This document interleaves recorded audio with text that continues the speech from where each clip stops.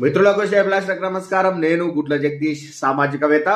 మిత్రులారా, చాలా రోజుల తర్వాత మరి ఒక వీడియోతో ముందుకు వస్తున్నాను. నాకేంటంటే యూట్యూబ్లో వీడియోస్ పైన ఎర్న్ చేయాలని చెప్పి, లేకపోతే ఫేస్బుక్లో ఎర్న్ చేయాలని చెప్పి అట్లాంటి బిజినెస్ స్టార్ట్స్ నేను పెట్టుకోలేను. అట్లా అని మిగతా వాళ్ళని కూడా నేనేం అనట్లేదు. అయితే ఏంటంటే, నాకు వీడియో చేయాలనిపించినప్పుడు, నేను రావాలనిపించినప్పుడు, నేను ఏదైనా మెసేజ్ సమాజానికి ఇవ్వాలనిపించినప్పుడు నేను ఖచ్చితంగా ఇస్తా. కాకపోతే నేను సమాజ సేవ మాత్రం నాది జరుగుతూనే ఉంటుంది. ఏదో ఒక రకంగా, ఏదో ఒక విధంగా నేను అనుకున్నటువంటి సామాజిక కార్యక్రమాలు అనేటివి చేస్తూనే ఉంటాను. అయితే ఈరోజు మీకు మీ ముందుకు వచ్చిన కంటెంట్ ఏంటంటే, సామాజిక హిందుత్వము మనకు కావాలా, లేకపోతే సమస్యాత్మకమైన హిందుత్వం మనకు కావాలా? అంటే మనకు కావాల్సింది, మన దేశానికి కావాల్సింది అభివృద్ధి, మన దేశానికి కావాల్సింది సంపద, మన దేశానికి కావాల్సింది పేరు ప్రఖ్యాతులు, మన దేశానికి కావాల్సింది సుఖ శాంతులు. అయితే ఈరోజు చాలామంది కూడా హిందుత్వం గురించి మాట్లాడుతున్నారు, హిందుత్వాన్ని గురించి గొప్పతనాలు చెప్తున్నారు. అలాగే కొంతమంది హిందుత్వానికి వ్యతిరేకంగా ఉన్న అన్య మతస్థుల పైన వాళ్ళు జ్ఞానంతో కొంతమంది వాళ్ళని వాదించి ఓడిపిస్తుంటే, మరికొంతమంది ఆ జ్ఞానం లేని వాళ్ళు కొన్ని రకాలైనటువంటి మాటలతో, వాళ్ళ ప్రవర్తన, వాళ్ళ మాట తీరు, బూతులతో కొంతమంది హిందూ ధర్మాన్ని రక్షించాలి అని అనుకునే వాళ్ళు కూడా ఉన్నారు. అయితే అసలు ఏ రకమైన హిందుత్వం మనకు కావాలి? మూఢనమ్మకాలని ఎస్టాబ్లిష్ చేసి మూఢనమ్మకాలతో ఎదిగే హిందుత్వం కావాలా, లేకపోతే అణగారిన వర్గాలని అణిచివేసి వాళ్ళు ఏమైతే కానివ్వండి, మనము హిందుత్వం పెంచుకున్నాక వాళ్ళే మన దగ్గరకు వస్తారని చెప్పి నెగ్లెక్ట్ చేసేటటువంటి హిందుత్వం కావాలా, లేకపోతే మూఢనమ్మకాలని కంట్రోల్లో పెడుతూ ఈ ఎవరైతే మేము అణగారిన వర్గాలము, మాకు చిన్న చూపు చూస్తున్నారని చెప్పి ఆలోచించేటువంటి వ్యక్తులను కూడా, లేదు మీరందరూ మా సోదరులే అని దగ్గర తీసుకొని అందరినీ కలుపుకొని వెళ్ళే హిందుత్వం కావాలా? అయితే చిన్న ఎగ్జాంపుల్ చెప్పాలంటే, మూఢనమ్మకాలతో పెరిగే హిందుత్వము పెరుగుతుంది, చాలా పెద్దగా పెరుగుతుంది. చాలామంది దాన్ని ఫాలో అవుతారు. అరే అందరు ఫాలో అవుతారు కదా అని ఫాలో అవుతారు. కానీ ఎప్పుడైతే మూఢనమ్మకాల పేరు పైన, లేకపోతే ఏదన్నా ఇన్సిడెంట్ జరిగిందనుకోండి, మూఢనమ్మకాల పైన పెద్ద ఇన్సిడెంట్, అందరు దేశం మొత్తం కదులుతుంది ఒక్కోసారి.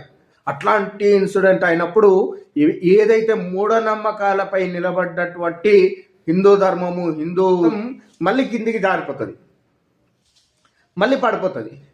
మళ్ళీ దాన్ని ఎట్లా లేపాలి అంటే, అది లేపడానికి మళ్ళా కొన్ని దశాబ్దాలు పడుతుంది.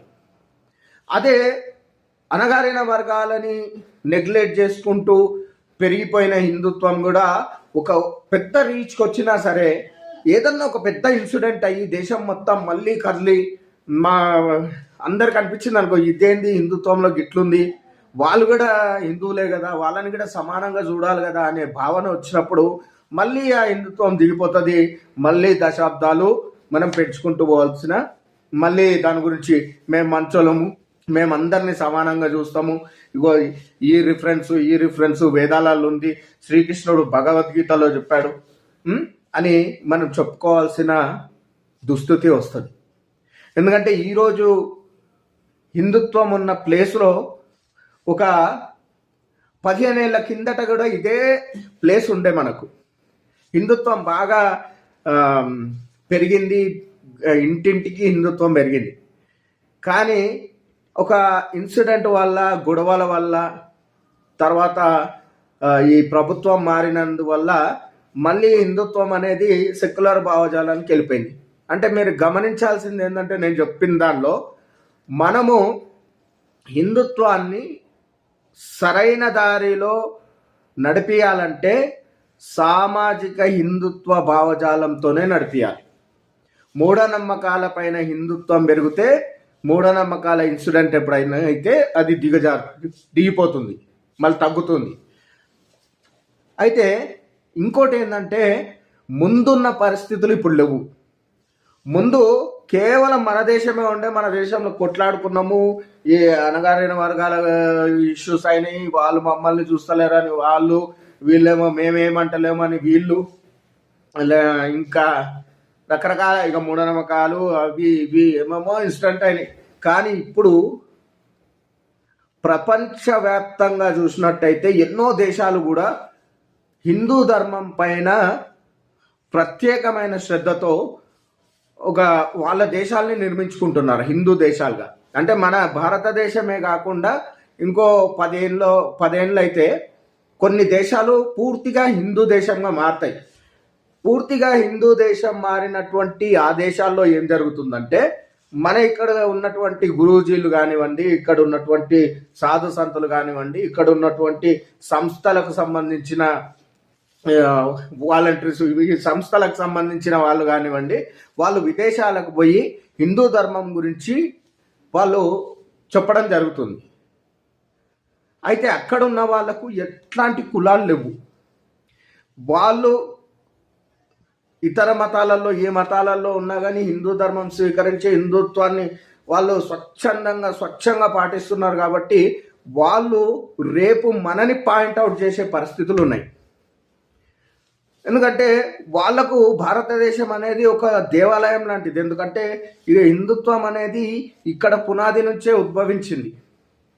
కానీ మన దేశం ఇప్పుడు మనం సపోజ్ ఏదైనా తీర్థయాత్రకు వెళ్ళామనుకోండి, ఆ తీర్థయాత్రలో ఉన్నంతసేపు మనకు ప్రశాంతంగా ఉండి, బయటకి వచ్చిన తర్వాత మనకు అక్కడ మనుషుల్లో నచ్చకపోతే, లేకపోతే అక్కడ జరుగుతున్నటువంటి వ్యాపారాలు నచ్చకపోతే, లేకపోతే దోపిడీ ఏదైనా జరుగుతుంది అనుకోండి, ఎట్లా అనిపిస్తుంది? ఇంత మంచి దేవాలయం దగ్గర ఇట్లాంటి దోపిడీ జరుగుతుందా అని అనిపిస్తుంది. అలాగే ప్రపంచవ్యాప్తంగా కొన్ని దేశాలు కానీ, ప్రపంచవ్యాప్తంగా ఉన్న చాలామంది హిందువులు కానీ భారతదేశానికి వచ్చినప్పుడు వాళ్ళు ఇది మూల అస్తిత్వమైన దేశం కాబట్టి దీన్ని దేవాలయంగా చూస్తారు. అలాంటి దేవాలయంలో వాళ్ళకు వచ్చినప్పుడు ఇక్కడ ఇలాంటి సమస్యలు కనబడద్దు.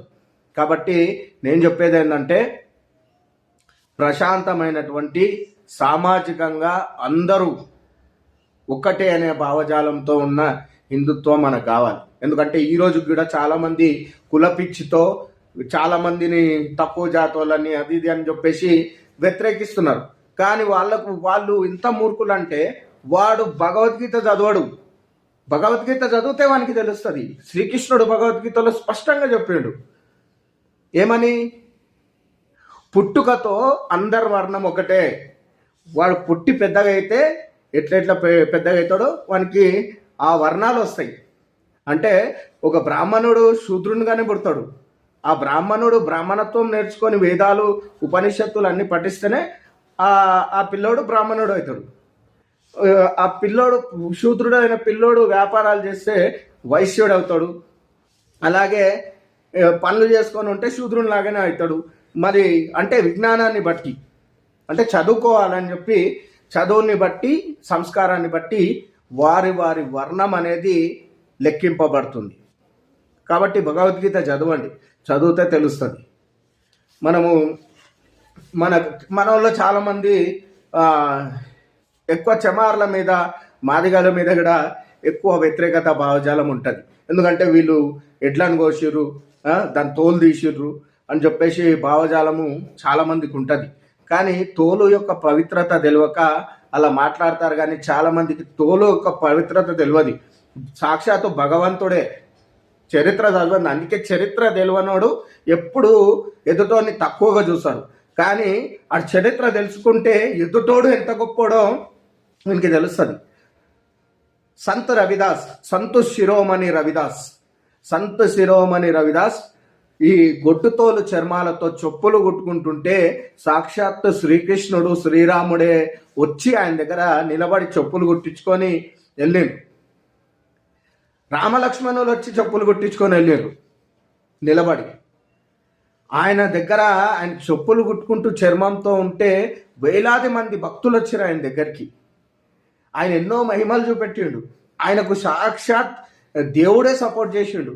ఒకవేళ అలాంటి చర్మాలు కొట్టే వాళ్ళు లేకపోతే డప్పులు కొట్టే వాళ్ళు అపవిత్రులైతే సాక్షాత్తు దేవుళ్ళు బ్రాహ్మణులకు సపోర్ట్ చేయకుండా సాక్షాత్తు దేవుళ్ళు ఈ సంత రవిదాస్, ఒక మాదిగైనటువంటి చెమారైనటువంటి సంత రవిదాస్ గారికి ఎందుకు సపోర్ట్ చేస్తారు అంటే, నేను చెప్పేది ఒక్క కులం గురించి కాదు. మనము అందరం కలిసి ఆలోచించాల్సింది ఏంటంటే సామాజిక హిందుత్వము మన బాధ్యత. సామాజిక హిందుత్వం ఎప్పుడైతే పెరుగుతుందో, అందరికీ హ్యాపీనెస్ వచ్చే హిందుత్వం ఎప్పుడైతే పెరుగుతుందో అది ఎప్పుడు కూడా పడిపోదు. నమస్కారం, జై శ్రీరామ్. నేను గుడ్ల జగదీష్, సామాజికవేత్త. జై భీమ్, జై శ్రీరామ్, జై సంత రవిదాస్, జై జాంబవంత.